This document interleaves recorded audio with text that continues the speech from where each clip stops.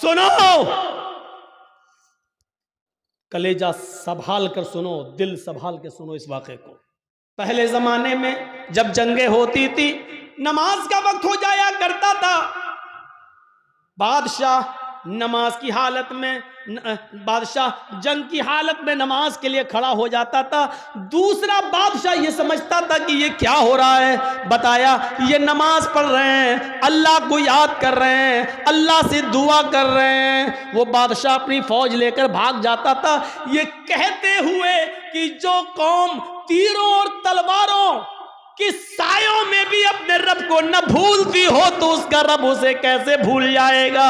جو قوم تلواروں کے سایوں میں پلی ہوئی ہو، تیروں تلواروں کے سایوں میں جو نماز ادا کر رہی ہو، ایسی پوزیشن میں بھی وہ اپنے رب کو بھول نہیں رہی ہو، اپنے رب کی عبادت کر رہی ہو، پھر اس کا رب ہمارے ساتھ کیا کرے گا اگر ہم نے ان کو اس پوزیشن میں مارا۔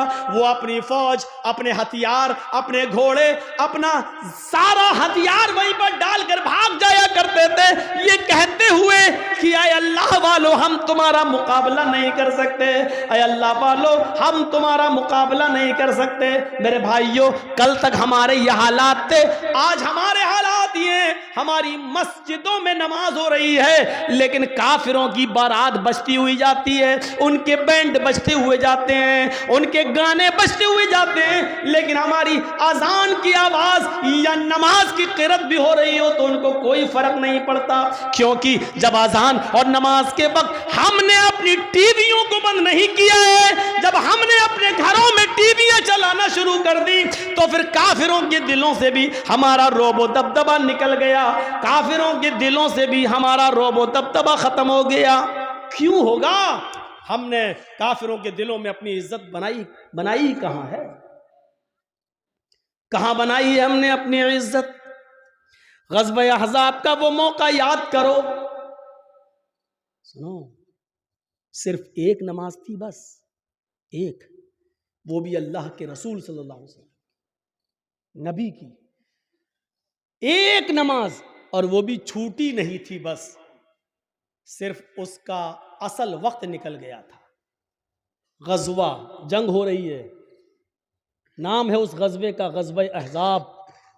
اور سنو،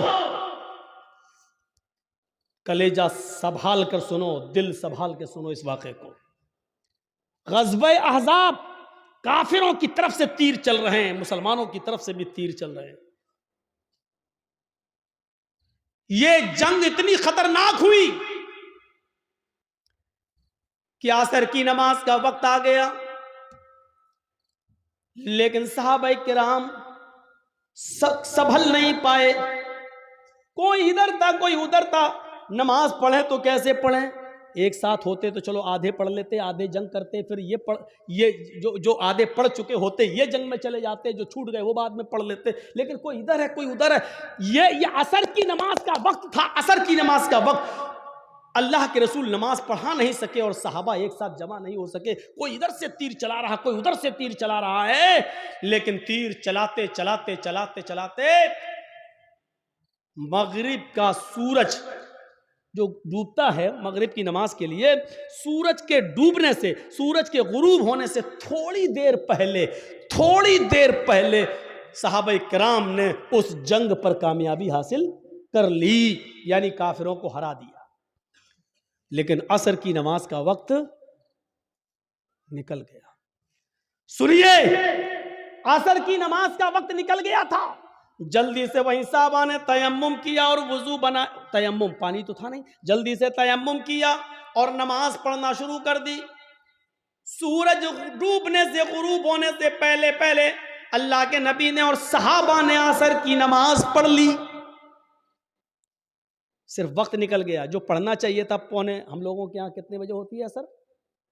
آپ کے یہاں کتنے بجے ہو رہی ہے عصر؟ 2:45 پر؟ ہاں، کہیں 3:30 پہ بھی ہو رہی ہوگی، ہم 3:15۔ آپ کی مسجد میں کتنے بجے ہو رہی ہے؟ 3:15۔ اب 3:15 کی جگہ پر کوئی آدمی 5:15 پہ نماز پڑھے تو وقت نکل گیا ہے نا اس کا، عصر کا۔ مان لیجئے 5:30 پہ سورج ڈوب رہا ہے اور 5:15 پہ آدمی نماز پڑھ رہا ہے، تو سورج ڈوبنے سے پہلے ہی تو پڑھ رہا ہے وہ. سورج غروب ہونے والا ہے، جلدی سے اللہ کے رسول نے اور صحابہ نے تیمم کیا اور نماز پڑھ لی. اور پڑھنے کے بعد جو جملے کہے وہ سنو، جو جملے کہے ان کافروں کے لیے وہ سنو. ملأ اللہ بیوتہم وقبورہم نارا کما حبسونا وشغلونا عن الصلاة الوسطی. بخاری شریف کی حدیث کے الفاظ ہیں.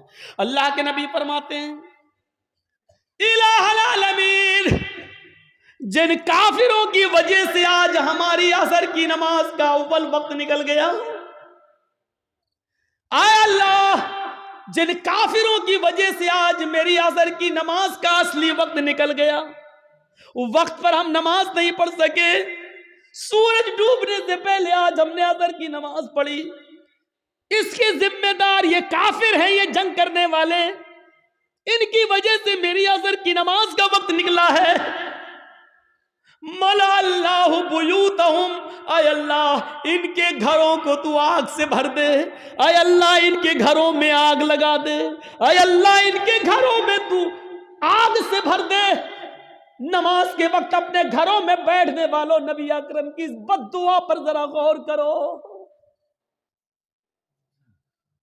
ملأ اللہ بیوتہم، اے اللہ ان کے گھروں کو تو آگ سے بھر دے. میرے نبی نے کبھی کسی کو بد دعا نہیں دی. مار کھایا پھر بھی معاف کر دیا. نبی کی بیٹی کو جس نے پیٹ پھاڑا، حبار ابن اسود نے تیر مار کر، نبی کی بیٹی زینب کے پیٹ میں حمل تھا، بچہ تھا، تیر پیٹ میں لگتا ہے، بچہ گر جاتا ہے. زینب مدینے پہنچتی ہیں، ہوش میں آتی ہیں تو ان کو پتا چلتا ہے کہ میرے پیٹ کا بچہ گر گیا ہے، ضائع ہو گیا ہے. اس صدمے کو وہ برداشت نہ کر سکی، انتقال کر گئی. 10 سال کے بعد جب حبار ابن اسود سامنے آیا اور مدینے میں اللہ کے نبی سے معافی مانگنے لگا کہ مجھے معاف کر دو، میں بھی مجرم ہوں اور آپ کی بیٹی کا قاتل ہوں. 10 سال پہلے آپ کی بیٹی کے پیٹ میں تیر مارا تھا، حمل گر گیا تھا. نبی اکرم کی آنکھوں میں آنسو آ گئے، بیٹی کی یاد آ گئی، رونے لگی. لیکن کہتے ہیں حبار، میری بیٹی کے قاتل، میں نے آج تک اپنے لیے اور اپنے خاندان کے لیے کبھی بدلہ نہیں لیا. آج تو نے معافی مانگی، جا، میں نے تجھے بھی معاف کر دیا، جا جا جا. حبار میری بیٹی کے قاتل، میں نے اپنی بیٹی کے قتل کا خون معاف کر دیا. وہ حمزہ جو نبی کا چچا اور ہندا نے پیٹ پھاڑا، ناک کاٹی، کان کاٹا، زبان کاٹی، اور اسی میں دھاگا ڈال کر ناک، کان، زبان کا ہار بنا کر اپنے گلے میں پہنا. وہ ہندا جس نے حمزہ کا پیٹ پھاڑ کے کلیجہ نکالا اور چبایا، ہمت نہیں کر سکی اس کو کھانے کی، تھوک دیتی ہے. کٹی ہوئی گردن، پھٹا ہوا پیٹ، نکلا ہوا کلیجہ، کٹی ہوئی ناک، کٹا ہوا کان، کٹی ہوئی زبان. یہ لاش جب نبی کے سامنے آئی تو آپ کی آنکھوں میں آنسو آ گئے اور کہا، اے حمزہ، قیامت تک جتنے بھی لوگ اللہ کی راہ میں قتل کیے جائیں گے یہ شہید ہوں گے، لیکن تو قیامت کے دن سید الشہداء بنا کر اٹھایا جائے گا، تمام شہیدوں کا سردار بنا کر اٹھایا جائے گا. ایسا حال کرنے والی ہندا جب نبی کے سامنے آئی تو آپ نے کہا، کیا چاہتی ہو؟ معافی. آپ نے کہا، ہندا جا، میں نے تجھے بھی معاف کر دیا. او میرے چچا کی قاتل، جا، میں نے تجھے بھی معاف کر دیا. میری چچا کی لاش کو بگاڑنے والی، جا، میں نے تجھے بھی معاف کر دیا. لیکن انسان ہوں، برا لگتا ہے، تو میرے سامنے مت آنا، کیونکہ جب تو میرے سامنے آئے گی تو مجھے چچا کی لاش یاد آ جائے گی. ہمارے نبی نے کبھی کسی کو بد دعا نہیں دی. طائف والوں نے اتنا مارا کہ سر پھٹ گیا, سر سے خون نکلا, پیروں پہ گرا, خون جم گیا, جوتے تک اتر نہیں پا رہے تھے اس جمے ہوئے خون کی وجہ سے. 2 فرشتے آئے, اے اللہ کے نبی کہو تو ان طائف والوں کو 2 پہاڑیوں کے بیچ میں پیس دوں. میں جب گیا تھا حج کے عمرے کے لیے تو میرے وہاں بہت پروگرام کرائے گئے تھے. جدہ میں ہوئے, دمام میں ہوئے, اور مکے میں ہوئے, مدینے میں ہوئے. تو ہم کو طائف بھی لوگ لے کر گئے اور وہ پہاڑی ہم کو دکھائی تھی لوگوں نے وہاں طائف کے اندر.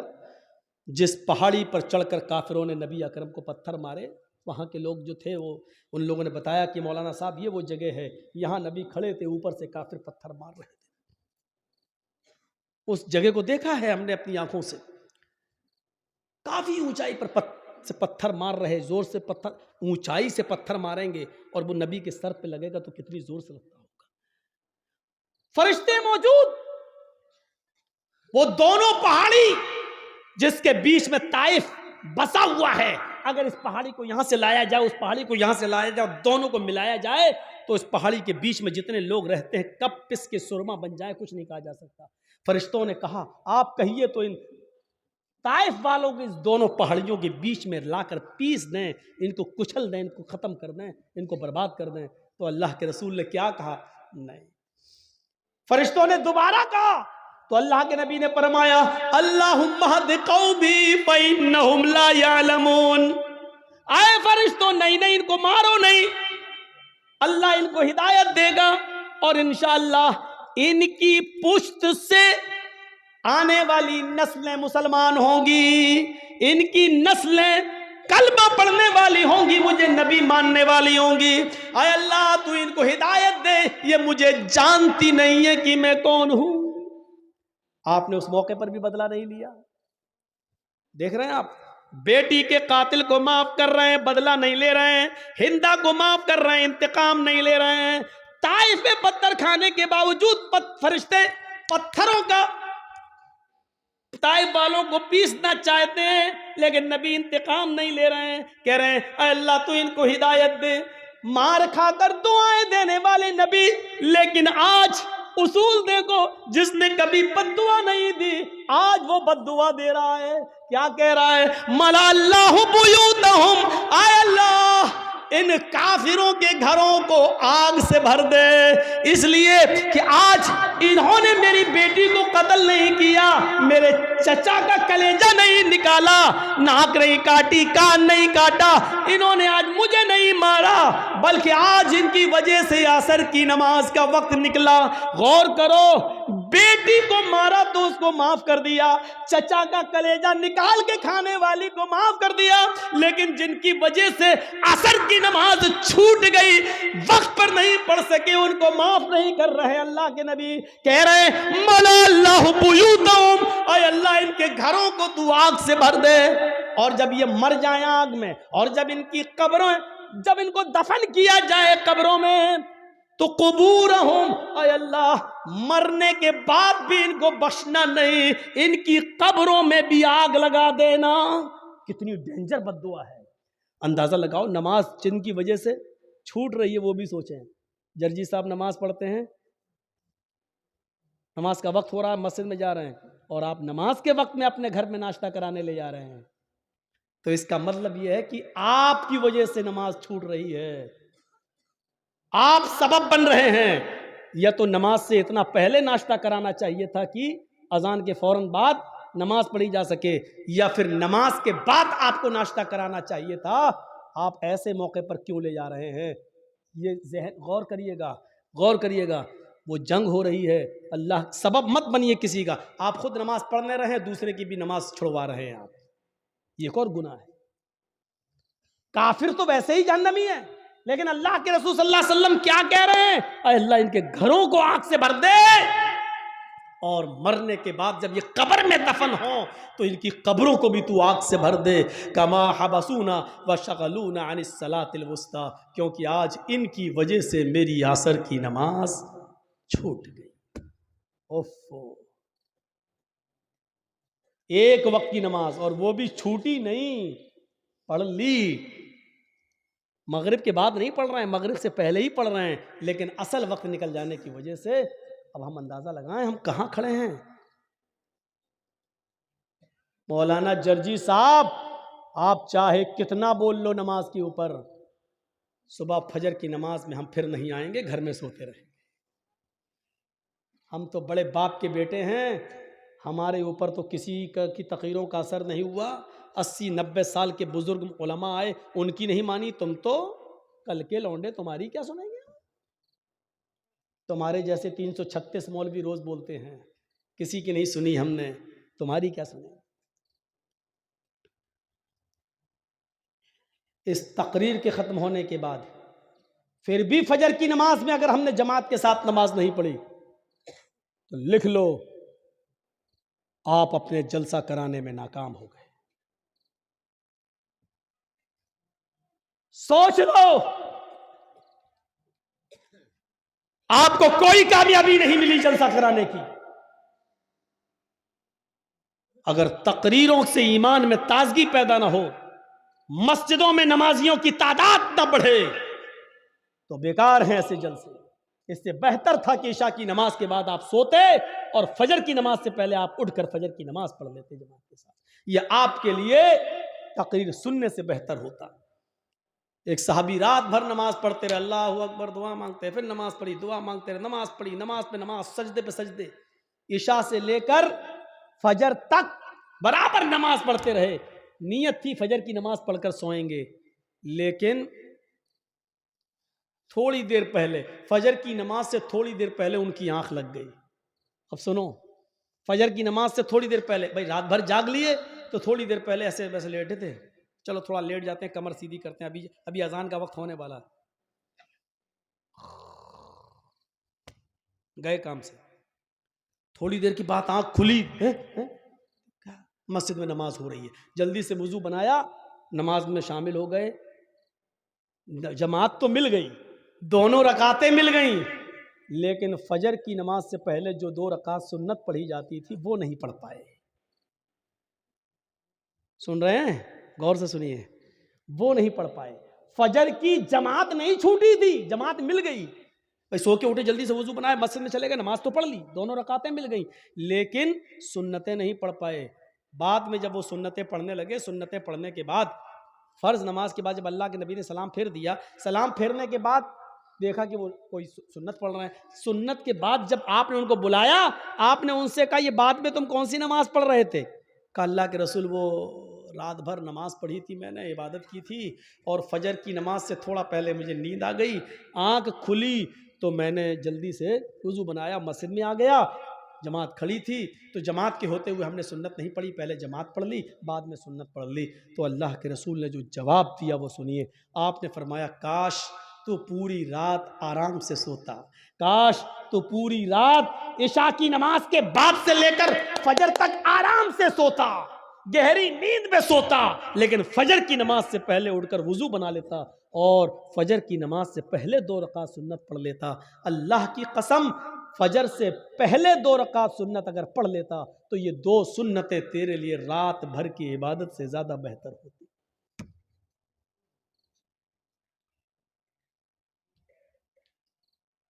فجر کی نماز سے پہلے 2 رکعت سنت تمہاری رات بھر کی عبادت سے زیادہ بہتر ہوتی. کیوں جاگے تم رات بھر؟ یعنی ایسی عبادت سے کیا فائدہ کہ جلسہ سنو 12 بجے تک، 1 بجے تک، اور سوتے سوتے 2 بج جائے، اور فجر کی نماز میں جب آپ اٹھ نہ سکیں اور مسجد میں نہ جا سکیں تو ایسے جلسوں سے کیا فائدہ؟ یہ بند ہونے چاہیے ڈرامے. ہاں میں اس کو ڈرامہ کہتا ہوں. جو جلسے لوگوں کو نمازی نہ بنا سکیں وہ ڈرامہ ہے.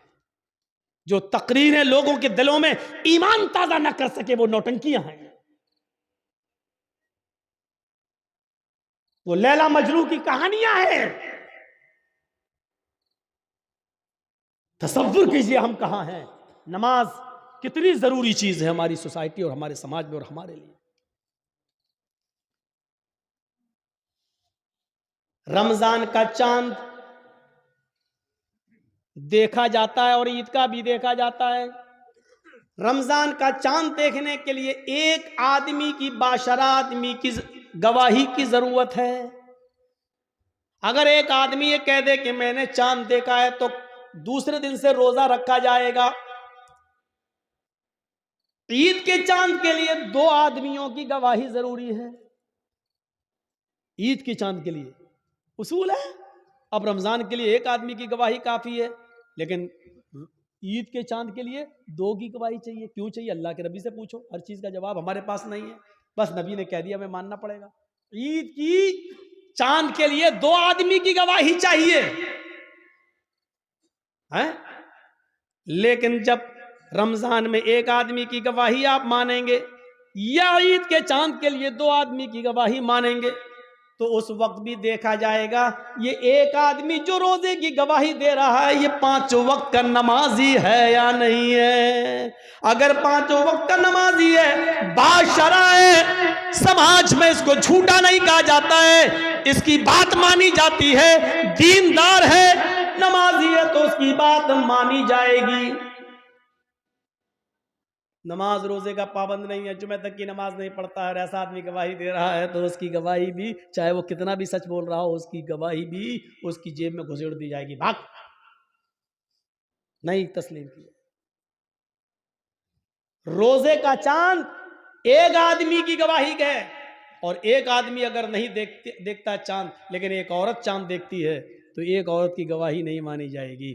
2 عورتوں کی گواہی ایک مرد کے برابر ہے. لہذا عورتیں 2 ہونا چاہیے. آدمی ایک آدمی اگر کہہ دے باشرہ ہو کہ میں نے روزے کا چاند دیکھا ہے رمضان کا تو روزہ رکھا جائے گا. لیکن ایک عورت چاہے وہ کتنی بھی نیک ہو، دیندار ہو، نمازی و تہجد گزار ہو، لیکن ایک عورت اگر چاند کی گواہی دیتی ہے تو اس کی بات نہیں مانی جائے گی. 2 عورتیں ہونا چاہیے. ایسے ہی عید کا چاند 2 مردوں کی گواہی چاہیے، لیکن 2 مردوں نے نہیں دیکھا ہے، ایک مرد نے دیکھا ہے اور ایک عورت نے، تو نہیں مانی جائے گی. ایک مرد نے دیکھا ہے تو 2 عورتیں ہونی چاہیے، یا 4 عورتیں ہونی چاہیے، وہ بھی باشرع. اب ہم اپنے ذہن میں اس بات کو رکھیں کہ جب یہاں بے نمازیوں کی گواہی نہیں مانی جا رہی ہے، سوچئے تو اور معاملات کے اندر بے نمازی کی حیثیت کیا ہوگی. آئیے ایک اور چیز کی طرف ہم تمہیں لے کے چلتے ہیں. یا ایھا الذین آمنوا استعینوا بالصبر والصلاۃ. یہ بڑی پیاری چیز ہم آپ کو بتانے کے لیے چل رہے ہیں میرے بھائیوں. یا ایھا الذین آمنوا استعینوا بالصبر والصلاۃ. ایمان والو تم صبر اور نماز کے ذریعے اللہ سے مدد مانگو. بڑی پیاری آیت ہے. چھوٹا سا بچہ ہے، ابھی وہ اپنی ماں کا دودھ پیتا ہے، 8-9 مہینے کا، 10 مہینے کا، 1 سال کا ہے، چلتا ہے پھرتا ہے، پوری طاقت نہیں ہے، ہلکے ہلکے پیروں سے چلتا بھی ہے، گرتا بھی ہے. کبھی کبھی اس کے سامنے انجان آدمی آ جائے تو ڈرتا بھی ہے. اس کے سامنے کوئی کیڑا مکوڑا ٹہلنے لگے تو وہ ڈرتا بھی ہے. آپ نے دیکھا ہوگا ماں نے اپنے بچے کو چھوڑا، چلنا سکھا رہی ہے، تھوڑا چلتا ہے گرتا ہے، تھوڑا چلتا ہے گرتا ہے. ماں تھوڑی دور ہٹ کے دیکھتی ہے، دیکھے کتنی دور جاتا ہے بچہ. بچہ تھوڑی دور گیا، وہاں کوئی جانور دیکھا، کوئی کیڑا مکوڑا دیکھا، وہ ادھر سے پلٹا اور بھاگتا ہے اپنے ماں کے پاس. ماں جلدی سے اپنے دونوں باہیں پھیلا دیتی ہے، اور بچہ جب ڈرتا ہے تو وہ اپنی ماں کی گود میں آ جاتا ہے. جیسے بچہ اپنی ماں کی گود میں آتا ہے وہ اپنے آپ کو بالکل محفوظ کر لیتا ہے، سمجھ لیتا ہے.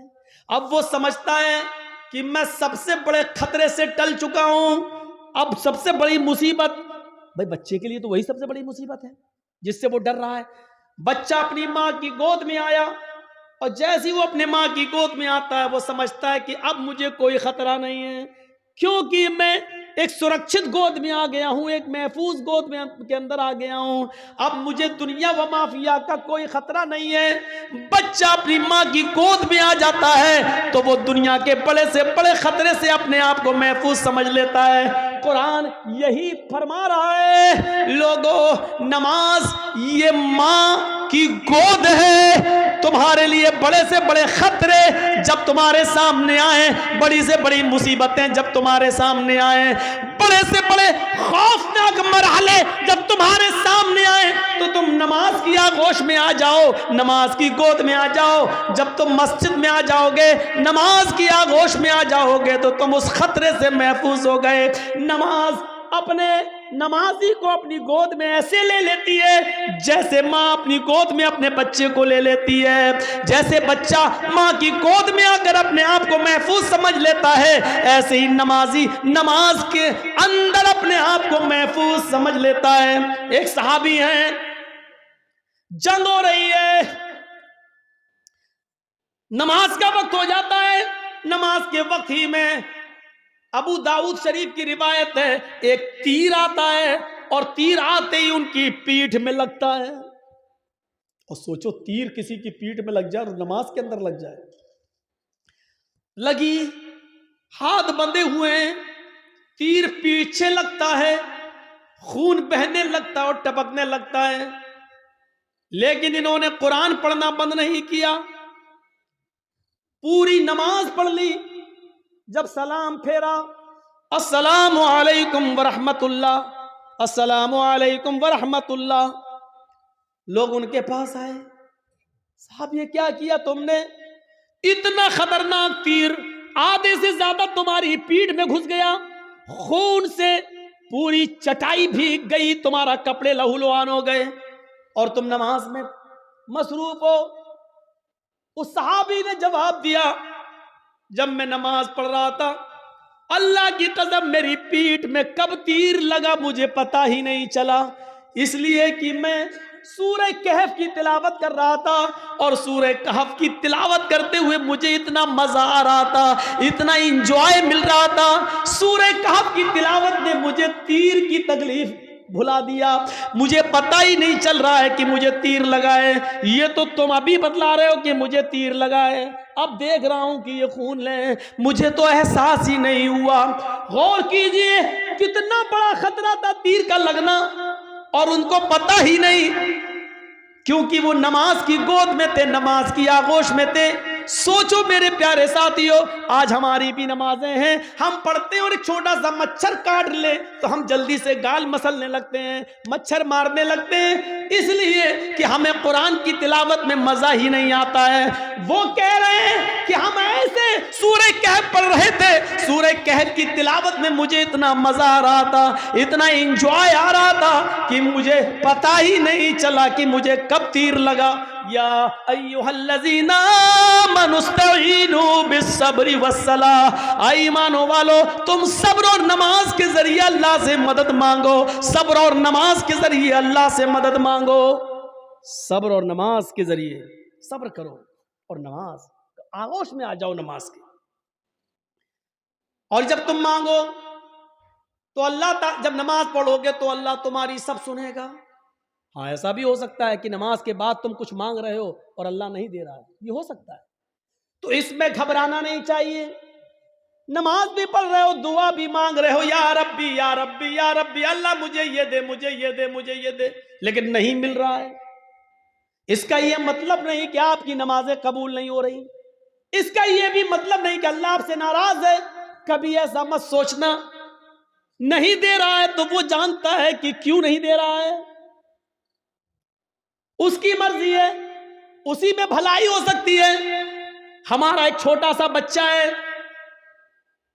اس کو نیمونیا ہو گیا ہے، ایک مثال دے رہا ہوں، آپ کا ایک چھوٹا سا بچہ ہے، اس کو نیمونیا ہو گیا ہے، ناک بہہ رہی ہے، بخار میں تڑپ رہا ہے، بار بار اس کو پیاس بھی لگ رہی ہے، ڈاکٹر نے دوا دی ہے، ٹھنڈی چیزوں سے منع کیا ہے، جب آپ اس بچے کو لے کر دوا لے کر آ رہے ہیں تو راستے میں برف بیچنے والا آئس کریم بیچنے والا آئس کریم بیچ رہا ہے اور آپ کا بچہ آئس کریم کی ضد کر رہا ہے، پاپا مجھے آئس کریم چاہیے، پاپا مجھے آئس کریم چاہیے، ڈیڈ مجھے آئس کریم چاہیے، ابو مجھے آئس کریم چاہیے۔ مجھے ایمانداری کے ساتھ بتائیے، آپ کا بچہ بخار کی حالت میں، نیمونیا کی پوزیشن میں آئس کریم مانگ رہا ہے، کیا آپ اس کو آئس کریم دلائیں گے؟ کیا آپ اس کو آئس کریم کھلانا پسند کریں گے؟ نہیں، کیونکہ آپ جانتے ہیں کہ اس وقت اس کی اگر مراد میں نے پوری کر دی تو میرا بچہ اور زیادہ بیمار ہو جائے گا۔ آپ اس کے ہزار ضد کرنے کے باوجود آپ اس کو آئس کریم نہیں دیں گے، جبکہ آپ کو برا لگ رہا ہے کہ میرا بچہ بیچارہ مانگ رہا ہے۔ آپ نہیں چاہتے کہ اس کی تمنا پوری نہ ہو، آپ چاہتے ہیں کہ دلائیں، لیکن اس کی بیماری بتلا رہی ہے آئس کریم اس کے لیے نقصان دہ ہے۔ آپ باپ ہوتے ہوئے بھی اپنے بچے کو آئس کریم نہیں دلائیں گے، کیونکہ یہ آپ جانتے ہیں کہ میرے بچے کے لیے کیا اچھا ہے کیا برا ہے۔ آپ کہیے اللہ مجھے یہ دے، مجھے یہ دے، مجھے یہ دے، اور نہیں مل رہا ہے تو ناراض مت ہوئیے، کیونکہ آپ کا رب جانتا ہے آپ کو کیا دینا ہے اور کیا نہیں دینا ہے، وہ کیوں نہیں دے رہا ہے آپ کو۔ اس پہ اللہ تعالیٰ سے شکوہ مت کریے، شکایت مت کیجیے، ہو سکتا ہے اس کا نہ دینے میں ہی بھلائی ہو جو چیز آپ مانگ رہے ہوں۔ ایک بادشاہ اعلان کرتا ہے، آؤ میری رعایا، میری پبلک جو مجھ سے مانگے گی، منہ مانگے میں اس کو دوں گا۔ ساری کی ساری پبلک ایک میدان میں جمع ہو جاتی ہے اور بادشاہ جو پبلک مانگتی جا رہی ہے بادشاہ دیتا جا رہا ہے۔ ایک بڑھیا ایک کھچر پہ بیٹھ کے آئی، کھچر گدھے کی طرح ہوتا ہے، کھچر پہ بیٹھ کے آئی۔ بادشاہ نے کہا بڑھیا تیرا بیٹا ہے؟ کہا نہیں۔ پتی ہے؟ کہا نہیں۔ کوئی نہیں ہے؟ کہا نہیں۔ آئے میرے وزیر، اس بڑھیا کو 100 دینار دے دو، 100 سونے کی اشرفیاں دے دو۔ بڑھیا کہنے لگی نہیں، آپ بے انصافی کر رہے ہیں، سب سے پوچھ رہے ہیں کہ بتاؤ کیا مانگتے ہو، اور جو مانگ رہا اس کو آپ دیتے جا رہے ہیں، اور مجھ سے کہہ رہے ہیں کہ 200 اشرفی دے دو سونے کی۔ نہیں، مجھے بھی منہ مانگے انعام چاہیے۔ بادشاہ نے کہا بتا تجھے کیا چاہیے؟ اس نے کہا جو کھچر میں لے کے آئی ہوں اس کی اوپر اتنا سونا لاد دو کہ یہ آسانی سے لے کر میرے گھر تک پہنچ جائیں، اس کھچر کے وزن کے برابر سونا۔ بادشاہ نے کہا دیکھو یہ تم غلط کر رہی ہو۔ کیا جواب دیا اس بڑھیا نے؟ آپ نے سب کی مرادیں پوری کی، میری بھی کرو۔ پبلک کہنے لگی ہاں بادشاہ سلامت، آپ کی بے انصافی، آپ غلط کر رہے ہیں، سب کو منہ مانگے دے رہے ہیں، تو اس بڑھیا نے بھی جو مانگا اس کو دو۔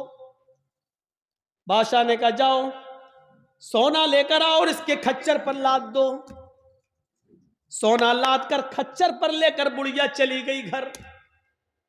گاؤں کے لوگوں کو پتا چلا، او سنو بہت سا مال آیا، سونا ملا ہے بڈھی کو۔ گھر کمزور تھا، رات میں نقب لگایا، 2-3 چور اندر گھسے۔ بڑھیا میں طاقت ہی کتنے تھی، ایک نے پیر پکڑا، ایک نے گردن دبا دی، پکڑا ختم۔ 1 منٹ بھی نہیں لگا، بڑھیا گئی اور سارا سونا وہ لے کر بھاگ گئی۔ صبح ہنگامہ ہو گیا، بڑھیا ماری گئی، سونا چلا گیا۔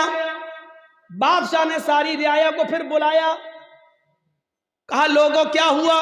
کہا بڑھیا ماری گئی، سونا غائب۔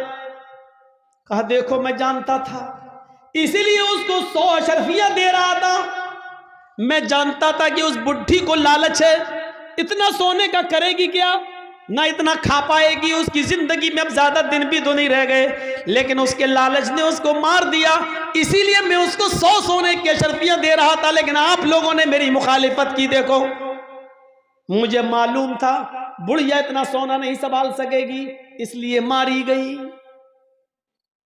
ایک معمولی بات سے یہ کہہ رہا ہے کہ کتنا اس بڑھیا کو ملنا چاہیے میں جانتا ہوں، اور کیا نہیں ملنا چاہیے میں جانتا ہوں۔ تو جو لوگ اللہ سے دعائیں مانگتے مجھے یہ دے دے، مجھے یہ دے دے، لیکن نہیں مل رہا ہے، اس کا رب جانتا ہے کہ کیا دینا چاہیے کیا نہیں دینا چاہیے، کتنا دینا چاہیے اور کتنا نہیں دینا چاہیے۔ یہ اس کو معلوم ہے، اس لیے اس نے جتنا دیا ہے اسی پر راضی رہو، اسی پر خوش رہو۔ زیادہ مال تباہی و بربادی کا باعث بھی بن جاتا ہے۔ کل میں نے بتایا تھا اللہ کے نبی نے جب جنت میں جھانک کر دیکھا تو جنت میں سب سے زیادہ غریب، فقیر و مسکینوں کو دیکھا، اور جہنم میں جھانک کر دیکھا تو سب سے زیادہ عورتوں کو دیکھا۔ میرے بھائیوں اندازہ لگائیے، یا ایھا الذین آمنوا استعینوا بالصبر والصلاۃ، نماز ایک ماں کی طرح ہے۔ جس طرح بچہ ماں کی گود میں آ جاتا ہے تو اپنے آپ کو محفوظ سمجھتا ہے، ایسی بڑی سے بڑی مصیبتیں جب ہمارے اور آپ کی اوپر آئیں تو ہم نماز میں مصروف ہو جائیں۔ یقین نہیں آتا تو سنو، ابراہیم علیہ السلام اپنی بیوی سارہ کے ساتھ، سارہ ہاجرہ تو دوسری ہیں، سارہ پہلے تھی، پہلی بیوی کون ہے؟ سارہ۔ سارہ کے ساتھ جا رہے ہیں اور ظالم بادشاہ کے ملک میں گھس جاتے ہیں، اس ملک کو کراس کرنا چاہتے ہیں۔ ظالم بادشاہ کے وزیروں نے لوگوں کو بتایا، بادشاہ کو بتایا ایک آدمی ہے، اس کے ساتھ ایک عورت ہے اور بڑی خوبصورت ہے۔ بادشاہ نے کہا اچھا خوبصورت ہے، کہاں؟ بلا کے لاؤ۔ ابراہیم و سارہ بلا کر لائے گئے۔ بادشاہ نے پوچھا یہ تمہاری کون ہے؟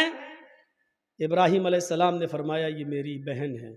ابراہیم علیہ السلام نے یہ سن رکھا تھا کہ اس بادشاہ کو اگر یہ کہہ دیا جائے کہ یہ میری بہن ہے تو بھائی کے ساتھ جب بہن کو دیکھتا ہے تو وہ پھر ہاتھ نہیں لگاتا ہے، چھوڑ دیتا ہے۔ تو کہہ دیا کہ بہن ہے، یہ جھوٹ نہیں تھا۔ ابراہیم علیہ السلام نے جب یہ کہا کہ یہ میری بہن ہے تو اس حیثیت سے کہا کہ ساری دنیا کے مسلمان آپس میں بھائی ہیں اور ساری دنیا کی عورتیں بہن ہیں۔ ایمانی رشتے سے ان کو اپنا بہن دل میں نیت کی تھی، ایمانی رشتے سے تو سبھی بہن ہیں، ہر کوئی ایک دوسرے کا بھائی، ایک دوسرے کی بہن ہے۔ لیکن چونکہ خوبصورت اتنی تھی حضرت سارہ کہ بہن کہنے کے باوجود بھی اس کی نیت خراب رہی۔ اس نے کہا ان کو کہیں لے جاؤ اور سارہ کو ذرا ہمارے دربار میں لے کے آؤ۔ ابراہیم علیہ السلام اپنی بیوی سے کہتے ہیں جاؤ۔ ابراہیم علیہ السلام کو ایک جگہ روک دیا جاتا ہے، سارہ کو اکیلے لے جایا جا رہا ہے، اور جب بادشاہ کی خلوت میں، بادشاہ کی تنہائی میں سارہ کو کر دیا جاتا ہے تو بادشاہ نے سارہ نے دعا مانگی، الہ العالمین میں اپنے شوہر ابراہیم کی امانت ہوں اور آج تک میں نے تیرے دین کی کبھی مخالفت نہیں کی ہے، اے اللہ اس ظالم بادشاہ سے میری عزت و آبرو کی حفاظت فرما۔ یہ کہہ کر بادشاہ نے جب اس سارہ کی اوپر اپنا ہاتھ بڑھایا تو سارہ کی دعا رنگ لائی اور سینے کے پاس آتے آتے ہاتھ رک گیا، نہ آگے بڑھ رہا ہے، نہ پیچھے ہٹ رہا ہے، نہ نیچے ہو رہا ہے، نہ اوپر جا رہا ہے، یہیں پر آ کر شل ہو جاتا ہے۔ جیسے یہ سارہ علیہ السلام ہے اور یہ ان کے سینے کا حصہ ہے، ایسے اس پہ پکڑ کے ہاتھ مارا، یہ بس یہاں پر رک گیا، اپنا آگے بڑھ رہا، نہ پیچھے ہٹ رہا، نہ ادھر ہو رہا نہ ادھر ہو رہا۔ چیخ کر کہتا ہے سارہ تیرے پاس کوئی خدائی طاقت ہے جو میرے ہاتھ کو مضبوطی کے ساتھ پکڑے ہوئے ہے، اللہ سے دعا کر، میں وعدہ کرتا ہوں کہ میں تجھے ہاتھ نہیں لگاؤں گا۔ حضرت سارہ نے دعا کی اور بادشاہ کا ہاتھ صحیح ہو گیا۔ پھر نیت خراب ہو گئی اس کی، پتہ نہیں، ہو سکتا ہے آٹومیٹک ہو گیا ہو۔ اس نے دوبارہ ہاتھ بڑھایا تو دوبارہ پھر ہاتھ وہیں پر رک گیا، حضرت سارہ کے تھوڑا پاس۔ شل ہو گیا، نہ آگے نہ پیچھے، نہ دائیں نہ بائیں۔ اے سارہ ایک بار اور دعا کر دے، اس کے بعد ہم تجھے کبھی ہاتھ نہیں لگائیں گے، میں چھوڑ دوں گا۔ اس نے پھر دعا کر دی، اللہ اس کو ٹھیک کر دے، صحیح ہو گیا۔ لیکن کہتے نا اتنی خوبصورت تھی کہ اس کا دل مطمئن نہیں تھا۔ تیسری مرتبہ اس نے پھر بد عہدی کی اور پھر ہاتھ بڑھایا، پھر ہاتھ شل پڑ گیا، آگے نہیں بڑھا۔ کہتا ہے کہ میں قسم کھاتا ہوں اپنے رب کی، جس کو وہ رب مانتا تھا، میں اپنے معبود کی، اپنے خدا کی قسم کھا کے کہتا ہوں اب ہاتھ نہیں لگاؤں گا، مجھے آخری بار معاف کر دے اور دعا کر۔ سارہ نے پھر دعا کی، اس نے چھوڑ دی اور اپنی لونڈی جانتے ہو، خادمہ، خدمت کرنے والی، جو اس بادشاہ کی لونڈی تھی خادمہ، خدمت کرنے والی ہاجرہ، اس نے وہ لونڈی سارا کو دے دی کہ یہ تم لے جاؤ اور یہ تمہارے راستے میں کام آئے گی، اس کو میں تمہیں دے رہا ہوں بطور گفٹ۔ حضرت سارا جب ہاجرہ کو لے کر آئیں تو پوچھا کہ میرے شوہر ابراہیم کہاں ہیں؟ بادشاہ کی پولیس، بادشاہ کی فوج جب حضرت سارا کو ابراہیم علیہ السلام کے پاس لے کر گئے تو حضرت سارا کیا دیکھتی ہے کہ ابراہیم علیہ السلام نماز میں مصروف ہیں، نماز پڑھ رہے ہیں۔ مسلم شریف کی حدیث ہے، وہ نماز میں مصروف ہیں، نماز پڑھ رہے ہیں، اور نمازی میں یہ دعا کر رہے ہیں کہ اللہ میری بیوی کی حفاظت فرما، اللہ میری بیوی کی حفاظت فرما، اللہ ظالم بادشاہ کے ظلم سے ہماری بیوی کو بچا لے۔ نماز میں مصروف ہیں۔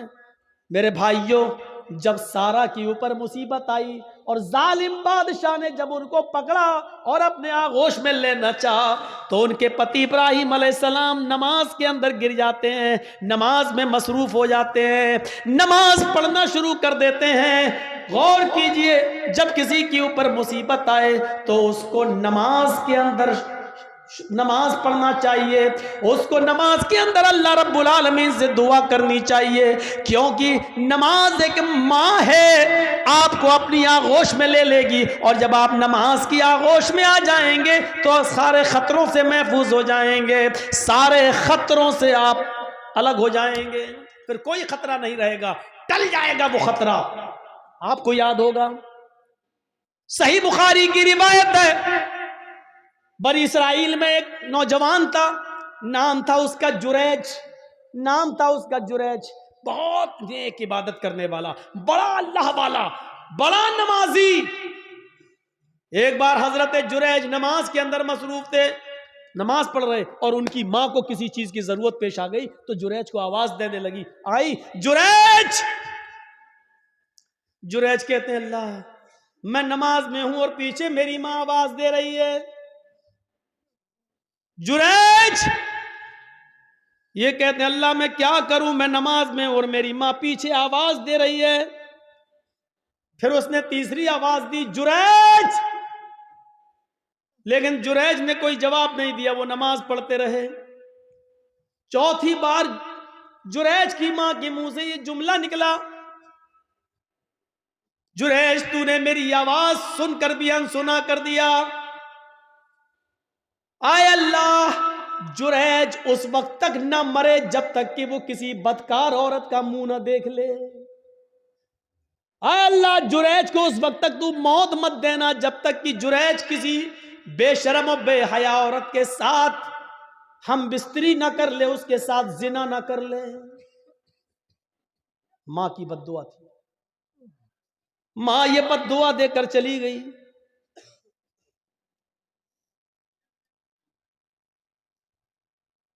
پھر کیا ہوتا ہے، 2-4-5 دن کے بعد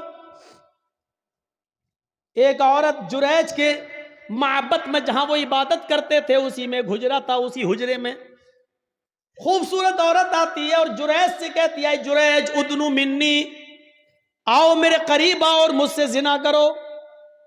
جریج نے کہا اللہ کی پناہ، میں ایسا غلط کام نہیں کر سکتا، میں اللہ کا نیک بندہ ہوں، اس کی عبادت میں اپنی زندگی گزار رہا ہوں، چلو جاؤ یہاں سے ہٹو، یہ غلط کام مجھ سے نہیں ہوگا۔ جریج نے اس عورت کو بھگا دیا۔ وہ عورت پریشان تھی، سیدھے جنگل میں جاتی ہے اور وہاں بکریاں چرانے والے ایک چرواہے کے ساتھ وہ زنا کر لیتی ہے، شکار ہو جاتی ہے زنا کا۔ 9 مہینے 10 مہینے گزر جاتے ہیں۔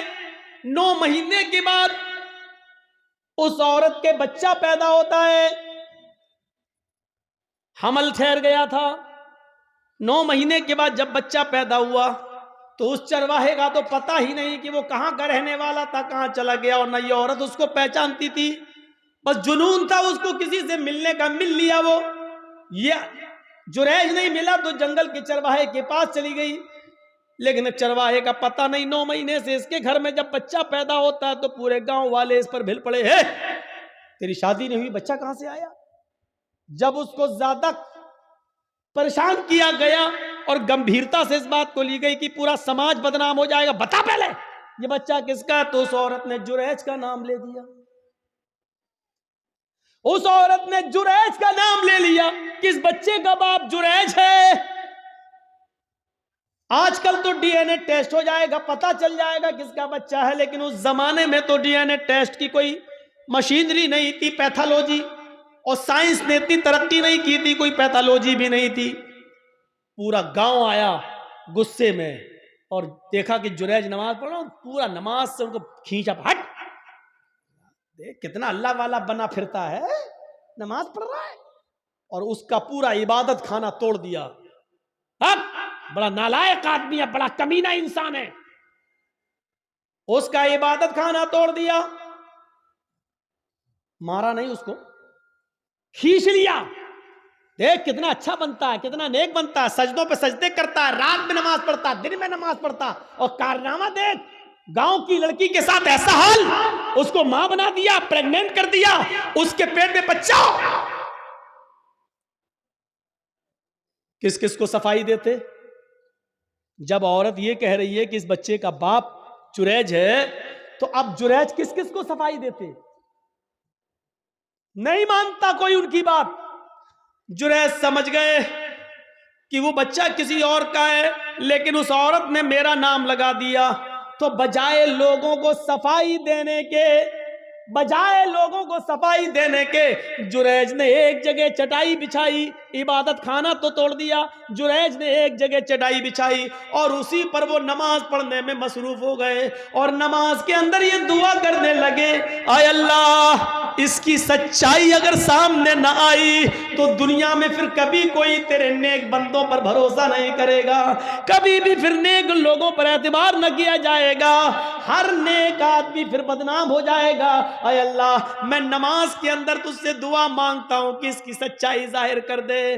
نماز پڑھ رہے ہیں، ادھر اللہ تعالیٰ نے اس بچے کو قوت گویائی دی. جو بچہ اس عورت نے پیدا کیا تھا، جو چرواہے کی پیداوار تھا، وہ بچہ زور زور سے کہنے لگا، اے گاؤں والو، اے گاؤں والو، اے سماج والو، میری ماں جھوٹ بول رہی ہے، میں جریج کا بیٹا نہیں ہوں، میرا باپ فلاں جنگل کا فلاں چرواہا ہے جو فلاں فلاں بستی میں رہتا ہے، میری ماں نے اس کے ساتھ زنا کیا تھا، میں اس باپ کی، اس چرواہے کی اولاد ہوں، میں جریج کا بیٹا نہیں ہوں، جریج نے میری ماں کے ساتھ کچھ نہیں کیا. جب وہ بچہ زور زور سے بولنے لگا، اس بچے کے زور سے بولنے کی وجہ سے لوگوں کو یقین آ گیا کہ اس عورت نے جھوٹا جریج کا نام لیا ہے. وہ معافی تلافی کرتے ہوئے آئے اور کہنے لگے، جریج ہمیں معاف کر دو، ہم سونے کا تمہارا معبد، عبادت خانہ سونے کا بنا دیں گے، ہمارے پاس اتنا سونا ہے، ہم سونے کا تمہارا عبادت خانہ بنا دیں گے. جریج نے کہا نہیں نہیں، جس طرح مٹی کا پہلے بنا ہوا تھا اسی طریقے کا بنا دو، سونے کی عبادت خانے کا ہم کیا کریں گے، ہمیں تو نماز ہی تو پڑھنا ہے. اور کرنا ہی کیا ہے میرے بھائیوں، حضرت جریج کے اوپر جب مصیبت آتی ہے، اور اتنی بڑی مصیبت کہ نیک آدمی کے اوپر زنا کا الزام لگ رہا ہے، تو حضرت جریج صفائی پیش نہیں کرتے ہیں بلکہ نماز کی آغوش میں چلے جاتے ہیں، نماز کے دامن میں چلے جاتے ہیں، نماز پڑھنا شروع کر دیتے ہیں اور اسی نماز کے اندر دعا مانگ رہے ہیں. اللہ نے کہا، یا ایھا الذین آمنوا استعینوا بالصبر والصلاۃ، جب تمہارے اوپر مصیبت آئے تو صبر اور نماز کے ذریعے اللہ سے مدد مانگو. جریج نے صبر کیا گاؤں والوں کے عبادت خانہ توڑنے پر اور نماز کے ذریعے اللہ سے مدد مانگی ہے. میرے بھائیوں، نماز بڑی سے بڑی مصیبتوں کو دور کر دیتی ہے. نماز، جب آپ کے اوپر بہت بڑی کوئی مصیبت آئے تو فوراً وضو بناؤ اور نماز کی آغوش میں چلے جاؤ. 313 صحابہ، 1000 کا لشکر کافروں کا جنگ بدر میں، اللہ کے نبی نے جب یہ کنڈیشن دیکھی تو آپ سمجھ گئے کہ یہ ہتھیاروں سے لیس ہمارے پاس کچھ نہیں، آج کیا ہوگا. تو آپ نماز پڑھنے لگے اور سجدے میں یہ دعا کرنے لگے، اللہم لا تہلک ھذی العصابہ ان تہلک ھذی العصابہ لن تعبد بعد اليوم قط. اے اللہ، آج اگر یہ مٹھی بھر جماعت ہلاک ہو گئی، آج یہ 313 صحابہ اگر مٹ گئے، ہلاک ہو گئے، تو اس روئے زمین کے اوپر پھر کبھی تیری عبادت نہ ہو سکے گی، اس روئے زمین کے اوپر پھر کبھی کوئی تیرا نام لینے والا نہ ہوگا۔ اے اللہ ان 313 صحابہ کی حفاظت فرما، یہ 1000 کافروں کا لشکر ہے۔ دیکھیے نبی پر مصیبت آئی، 1000 کا لشکر ہے جو صحابہ کو مارنا چاہتا ہے، جب یہ مصیبت آئی تو نبی نے نماز پڑھنا شروع کر دی، اور نماز ہی کی حالت میں آپ یہ دعا کر رہے ہیں، اے اللہ اگر آج یہ 313 مٹ گئے، برباد ہو گئے، لن تعبد بعد اليوم، تو آج کے بعد کبھی تیری عبادت نہ ہو سکے گی، کبھی تیرا نام نہیں لیا جائے گا۔ اور آپ دیکھ لیجئے میرے بھائیوں، جتنے لوگوں کو اللہ کے نبی کے زمانے میں صحابہ کرام کو پھانسی پر لٹکایا گیا یا ان سے کہا گیا کہ تمہاری گردن کاٹی جائے گی اڑائی، بتاؤ آخری تمنا کیا ہے؟ تو ان لوگوں نے آخری تمنا جب بتائی تو یہ نہیں کہا مجھے میری ماں سے ملوا دو، یہ نہیں کہا مجھے میرے باپ سے ملوا دو، یہ نہیں کہا مجھے میرے بیوی سے یا بیٹے سے ملوا دو۔ جب ان سے پوچھا جاتا تمہاری آخری تمنا کیا ہے تو وہ کہتے ہیں مجھے 2 رکعت نماز پڑھنے کی مہلت دے دو، مجھے 2 رکعت نماز پڑھنے کا موقع دے دو بس۔ اور وہ ہلکی نماز پڑھتے 2 رکعت تاکہ دشمن یہ نہ سمجھے کہ میں لمبی نماز اس لیے پڑھ رہا ہوں تاکہ موت سے بچ جاؤں یا موت کے ڈر سے میں لمبا کر رہا ہوں۔ وہ چھوٹی چھوٹی وہ ہلکی ہلکی نماز پڑھ لیا کرتے تھے۔ نماز مصیبتوں کو اور پریشانیوں کو دور کرتی ہے میرے بھائیوں۔ جب آپ کے پاس کوئی مصیبت کوئی پریشانی آئے فوراً نماز کی آغوش میں چلے جاؤ، اور نماز کے بعد یا نماز میں دعا مانگو اللہ تعالیٰ سے کہ بار الہ تو ہماری خطاؤں کو معاف فرما دے، بار الہ اس مصیبت کو تو ہمارے اوپر سے ہٹا دے اور دور کر دے۔ میرے بھائیوں نماز انسان کے لیے ویسے ہی ہے جیسے ماں کی گود بچے کے لیے ہے۔ بچہ جب ڈرتا ہے تو ماں کی گود میں آتا ہے تو اپنے آپ کو محفوظ سمجھتا ہے، آپ جب نماز پڑھیں گے تو اپنے آپ کو محفوظ سمجھیں گے۔ 1:10 ہو گیا ہے، مجھے نکلنا ہے، جو ٹرین مجھے پکڑنی تھی وہ آج کینسل ہو گئی ہے۔ میرے بھائیوں میں نے بر وقت فلائٹ کا ٹکٹ کلکتہ سے نکالا ہے، مجھے لکھنؤ جانا ہے اور کلکتہ تک بھی مجھے 8 بجے تک پہنچنا ہے، اس لیے ہم اللہ سے دعا کرتے ہیں کہ بار الہ تو ہماری خطاؤں کو معاف فرما دے، گناہوں کو بخش